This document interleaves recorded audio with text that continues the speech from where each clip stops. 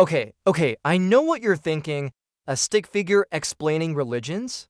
This guy can barely draw himself with proper proportions. How's he gonna tackle thousands of years of human spirituality?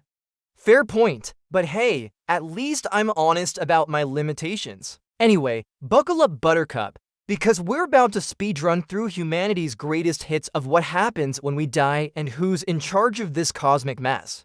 First up, Christianity waves tiny stick arms enthusiastically, so there's this guy Jesus, born in a stable because apparently even 2,000 years ago, the housing market was terrible. He grows up, starts performing miracles like turning water into wine, which honestly is a party trick I could really use at family gatherings.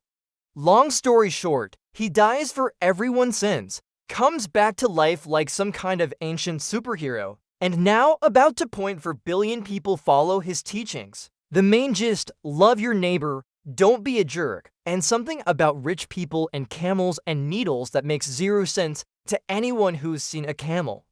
There are different flavors too: Catholics with their fancy hats, Protestants who said we can read the Bible ourselves, thank you very much, and Orthodox Christians who have the most epic beards in religious history. Next, Islam. Founded by Prophet Muhammad in the 7th century, and let me tell you, this guy had quite the experience. He's meditating in a cave, already more peaceful than my usual Tuesday, when the angel Gabriel shows up with some divine messages. The result? The Quran, which Muslims believe is the literal word of God. 5 pillars hold it all together, believing in one God and Muhammad as his messenger, praying 5 times a day, which puts my workout routine to shame, giving to charity, fasting. During Ramadan, I can barely skip breakfast, and making a pilgrimage to Mecca if you can.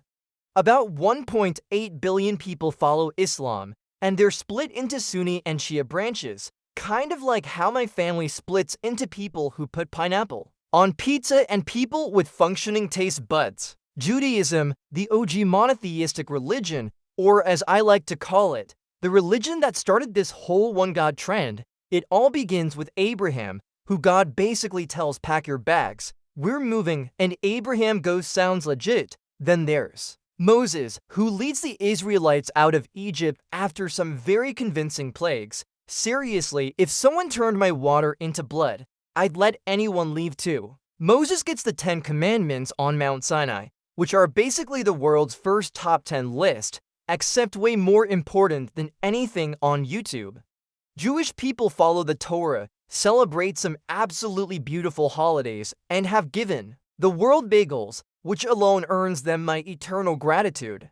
Fun fact, there are only about 14 million Jewish people worldwide, making them smaller than the population of my home state, yet they've had an outsized impact on philosophy, science, and entertainment. Also, their kids have to study for their bar, bat mitzvah, which makes my middle school book reports look like finger painting. Hinduism. Buckle up, because this one's older than my jokes and way more complex. We're talking about a religion that's like 4,000 years old. It was ancient when ancient was young. There's not just one founder or one book. It's more like a spiritual buffet that evolved over thousands of years. Multiple gods.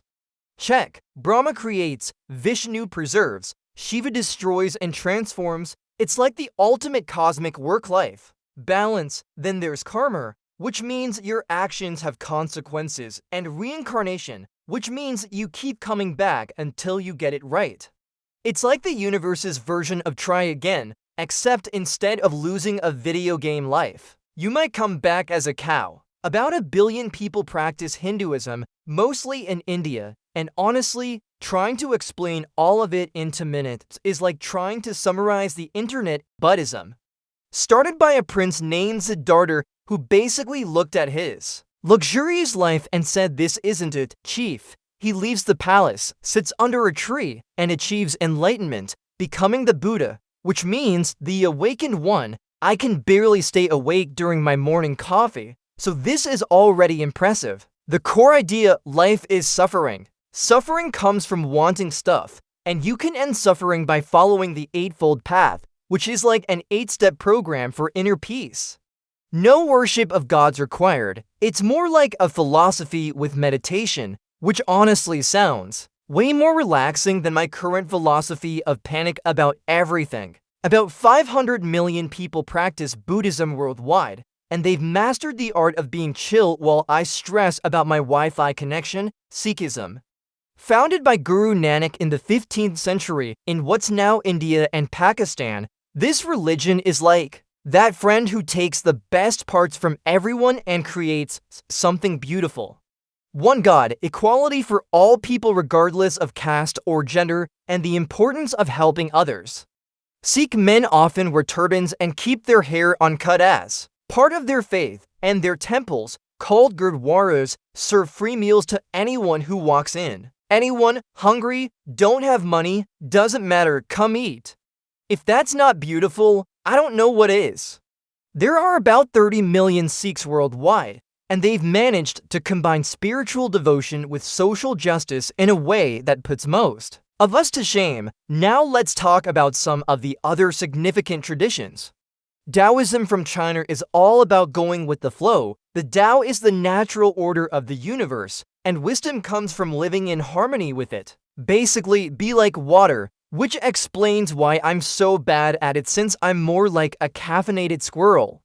Confucianism, also from China, focuses on ethics, morality, and social harmony through proper relationships and education. Confucius basically said be a good person and society will be good, which seems obvious but apparently needed to be said. Then there's Jainism, which takes non-violence so seriously that some practitioners wear masks to avoid accidentally inhaling tiny insects. They make vegans look casual. The Baha'i faith preaches unity of all religions and humanity, which is lovely but also makes my job here kind of redundant. Shinto from Japan honors spirits in nature, and honestly, after spending 5 minutes outside, I can see why trees might have spirits. They're definitely more peaceful than I am. Let's not forget indigenous traditions from around the world. Native American spirituality, Aboriginal Dreamtime stories, African traditional religions, each with their own beautiful ways of understanding the sacred. These often focus on connection to land, ancestors, and community in ways that make our modern disconnected lives look pretty silly. Each of these traditions has rich histories, complex theologies, beautiful rituals, and millions of people who find deep meaning, community, and purpose through them. The thing that's kind of amazing? Despite all the differences, and trust me, there are differences, like how my family argues about whether Die Hard is a Christmas movie, most religions share some common themes. Be kind to others, help those in need, find meaning beyond just yourself, don't be a terrible person, seek truth, even when it's uncomfortable. It's almost like humans, regardless of when or where they lived, keep coming back to similar ideas about how to live a good life. So there you have it, a lightning fast tour through some of humanity's biggest questions about existence, meaning, and what we're supposed to do while we're here. Did I oversimplify thousands of years of human spiritual development? Absolutely. Did I probably get some details wrong? Almost certainly. Should you base your entire worldview on what a stick figure told you in an minute? Please don't. But hopefully this gives you a starting point to explore these rich traditions with the respect and curiosity they deserve. And if nothing else, at least now you know why your Buddhist friend always seems so calm while you're freaking out about your Uber being 3 minutes late. Remember, whether you're religious, spiritual, agnostic, atheist, or just really confused about the whole thing, we're all just humans trying to figure out this wild ride called existence.